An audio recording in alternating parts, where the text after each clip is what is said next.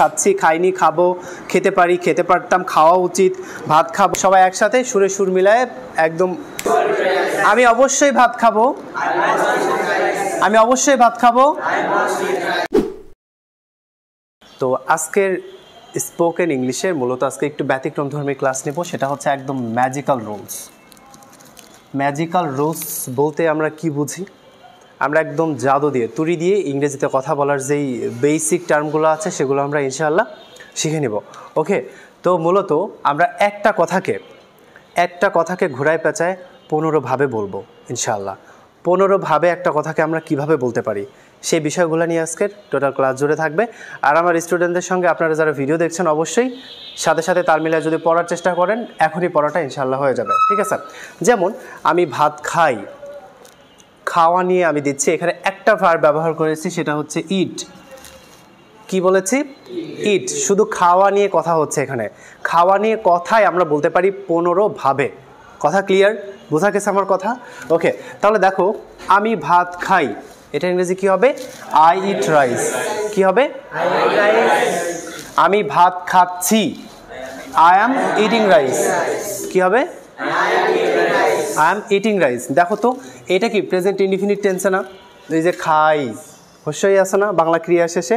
হ্যাঁ, টেন্সের যারা বাংলায় চিনেবার উপায় আমরা জানি না বা আমার এই ক্লাসটা মিস করে ফেলেছো, অবশ্যই ক্লাসটা করতে হবে। আর ওই ক্লাসগুলো একটু বেশি অ্যাটেন্টিভ থাকা উচিত ছিল। ওকে, তাহলে আমি ভাত খাচ্ছি মানে কি চলমান কিছু না, তার মানে এটা কি প্রেজেন্ট কন্টিনিউয়াস টেন্স। তাহলে কি হবে? I am eating rice, I am eating rice. ঠিক আছে, আমি ভাত খাচ্ছি, এটা ইংরেজি কি হবে? কি হবে? আমি ভাত খেয়েছিলাম, আই অ্যাট রাইস। কি হবে? I ate rice. আচ্ছা, আমি ভাত খেয়েছি, আমি আগে বলবো তারপরে আমার পরে ট্রাই করবো। ওকে, কি হবে? I have eaten rice. কি হবে? আই হ্যাভ ইটেন রাইস মানে কি? আমি ভাত খেয়েছি। আচ্ছা, আমি সকাল থেকে ভাত খাচ্ছি, দেখো এখানে সময় উল্লেখ আছে না? কখন থেকে? সকাল থেকে। তাহলে সকাল থেকে এটা যে থেকে আছে, তার মানে কি এটা প্রেজেন্ট পারফেক্ট কন্টিনিউয়াস টেন্সের ভিতরে পড়বে, তাই না? আমরা প্রেজেন্ট পারফেক্ট কন্টিনিউয়াস টেন্সের স্ট্রাকচার কি জানি? Subject plus have has been plus ভার্বের সাথে আইএনজি প্লাস অবজেক্ট, তাই না? তাহলে দেখো, I have been eating rice since morning. I have been eating rice since morning মানে হচ্ছে আমি সকাল থেকে ভাত খাচ্ছি। ওকে, তাহলে দেখো তো, বলো তো, আমি সকাল থেকে ভাত খাচ্ছি, এটা ইংরেজি কি হবে? ওকে, তাহলে আমি ভাত খাইনি, I did not eat rice. কি হবে? কি হবে? আমি ভাত খাবো, ভবিষ্যৎ, এখনো খাই নাই এখনো, তাহলে কি হবে? I will eat rice. কি হবে? কি হবে? আমি ভাত খেতে পারি, পারার ইংরেজি হচ্ছে ক্যান, তাহলে আই ক্যান ইট রাইস। কি হবে? আবার বলো। আমি ভাত খেতে পারতাম, ক্যান থেকে কুড হয়ে যাবে, তাহলে আই কুড ইট রাইস। কি হবে? আবার বলো। এটার বাংলা কি? আমার ভাত খাওয়া উচিত, I should eat rice. Should মানে হচ্ছে উচিত, শুড মানে কি? তাহলে আই শুড ইট রাইস, আমার ভাত খাওয়া উচিত। কি বললাম? হ্যাঁ, তাহলে আমি অবশ্যই ভাত খাবো, মাস্ট মানে হচ্ছে অবশ্যই, তাহলে আমি অবশ্যই ভাত খাবো, আই মাস্ট ইট রাইস। কি হবে? ওকে, আমি নিয়মিত ভাত খেতাম, নিয়মিত ভাত খেতাম বলতে হবে I use to eat rice. I use to eat rice. আমি নিয়মিত ভাত খেতাম, I use to eat rice. আমার ভাত খাওয়া প্রয়োজন, নিড মানে কি? প্রয়োজন, তাহলে কি হবে? I need to eat rice. কি হবে? I need to eat rice.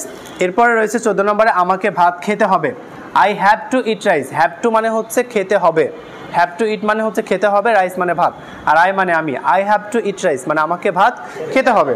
15 নম্বরে আছে, আমার ভাত খাওয়া উচিত ছিল, I should have ate rice. কি হবে?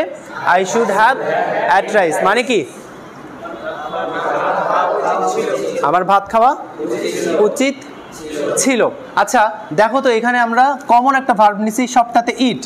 যদি আমরা এখানে বলি যে আমি কাজটি করি, তাহলে এখানে কাজ করা, ডু ওয়ার্ক, তাহলে ভার্বের এখানে আমরা ডু দিব, তাহলে কি হবে? ডু ওয়ার্ক হবে I am doing the work, তাই না? এখানে খেয়াল করো তো, যেখানে আমরা খাই ভার ব্যবহার করেছি, দেখো খাই খাচ্ছি, খেয়েছিলাম খেয়েছি, খাচ্ছি খাইনি, খাবো খেতে পারি, খেতে পারতাম, খাওয়া উচিত, ভাত খাবো ভাত খেতাম, ভাত খাওয়া প্রয়োজন, ভাত খেতে হবে, তারপরে অবশ্যই ভাত ভাত ভাত খাবো, তারপরে ভাত খাওয়া উচিত ছিল। এখানে সব কিছু তো খাওয়াকে নিয়ে, তাই না? আর যদি বলা হয় আমি কাজটি করব, আমার কাজটি করা উচিত, আমার অবশ্যই কাজটি করা উচিত ছিল, আমি কাজটি করতে পারতাম, আমি কাজটি করতে পারি, এগুলো বলা যাবে না, ইচ্ছা মতো বলা যাবে না। এগুলো শুধু আমরা এখানে ভাত খাওয়ার ইংরেজি মুছে দিয়ে মনে যেটা আসে সেটা দিয়ে দিলে হয়ে যাবে। কথা ক্লিয়ার? ওকে, তাহলে আমরা এখন একটু প্র্যাকটিস করব। কেমন? আমি এই পাশের বাংলাগুলা বলবো, তোমরা ইংরেজি করবা, ঠিক আছে? মনে থাকবে, সবাই একসাথে সুরে সুর মিলায়ে একদম ক্লিয়ারলি আমরা জেনে যাব। ওকে, তাহলে দেখো, আমি ভাত খাই, আমি ভাত খাই, আমি ভাত খাচ্ছি, আমি ভাত খাচ্ছি, আমি ভাত খেয়েছিলাম, আমি ভাত খেয়েছিলাম, আমি ভাত খেয়েছি, আমি ভাত খেয়েছি, আমি ভাত খেয়েছি, আই হ্যাভ ইটেন রাইস, আমি সকাল থেকে ভাত খাচ্ছি, I have been eating rice since morning, I have been eating rice since morning। আবার বলো, আমি সকাল থেকে ভাত খাচ্ছি, আমি ভাত খাইনি,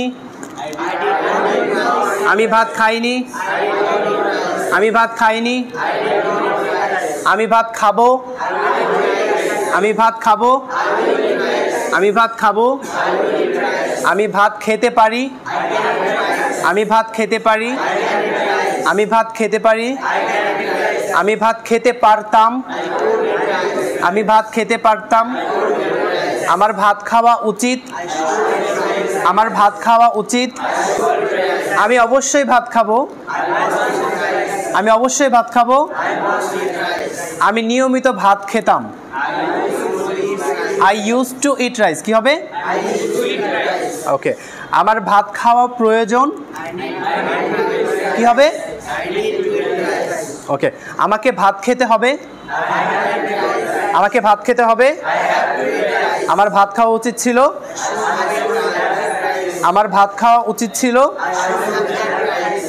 আমার ভাত খাওয়া উচিত ছিল, I should have had rice। যদি বলা হয় আমি কোরআন তেলাওয়াত করতে পারি, তাহলে কি হবে? I can recite the holy Quran। আমি কোরআন তেলাওয়াত করতে পারতাম, I could recite the holy Quran, মানে আমি কোরআন তেলাওয়াত করতে পারতাম। তাহলে আমার কোরআন তেলাওয়াত করা উচিত ছিল, এই যে দেখো, আমার কোরআন তেলাওয়াত করা উচিত ছিল, তাহলে কি হবে? I should have recite the holy Quran, মানে আমার কোরআন তেলাওয়াত করা উচিত ছিল, আমাকে কোরআন তেলাওয়াত করতে হবে, I have to recite the holy Quran। কথা বুঝতে পারছো? এইভাবে আমাদের ইচ্ছা মতো কিন্তু আমরা বাক্যগুলো তৈরি করতে পারি। দেখো, আমাদের প্রাত্যহিক জীবনে আমরা এই কথাগুলোই তো ব্যবহার করি, কম বেশি করি না? তাহলে দেখো তো, আমরা টেন্সের যে বাংলায় চিনিবার উপায়গুলো প্রিভিয়াস ক্লাসে করেছি, সেগুলো কি ক্লাসে এসে আমাদের কাজে লাগছে না? কাজে লাগছে? কথা বুঝতে পারছো? এগুলো চিল্লাই মুখস্থ করা যাবে না, এগুলো সঙ্গে সঙ্গে খাতায় লিখে নিতে হবে এবং ইনস্ট্যান্টলি আমাদের পড়ে মুখস্থ করে ফেলতে হবে, একদম ব্রেনে সেভ করে নিতে হবে। তারপরে ইচ্ছা মতো আমরা এডিটিং করে লিখে দেবো। এখানে যেমন ইট আছে, ইট বাদ দিয়ে অন্য কিছু লিখতে হবে, অন্য কিছু নিয়ে আসতে হবে। তেলাওয়াত করা মানে রিসিট, তাহলে আমি তেলাওয়াত করছি, আমি কোরআন তেলাওয়াত করছি, কী হবে? আই অ্যাম রিসিটিং দ্য হোলি কোরআন। কথা ক্লিয়ার? বুঝতে পারছো? এইভাবে ঠিক আমরা একটা মাত্র ফর্মুলা দিয়ে দেখো কতগুলো বাক্য তৈরি করতে পারছি। হাজার হাজার বাক্য তৈরি করা যাবে না? করতে পারবো তো ইনশাআল্লাহ? ওকে, তো ঠিক আছে, ভালো থাকবো, সুস্থ থাকবা, আর এই ক্লাসটা আমরা প্র্যাকটিস করব মন ভরে, ঠিক আছে? ততক্ষণ পর্যন্ত ভালো থাকো, সুস্থ থাকো, যতক্ষণ পর্যন্ত আল্লাহ তাআলা আমাদেরকে আবার দেখা না করুক, ঠিক আছে? তো এই প্রত্যাশা ব্যক্ত করে আজকে ক্লাস আমি এখানেই শেষ করছি।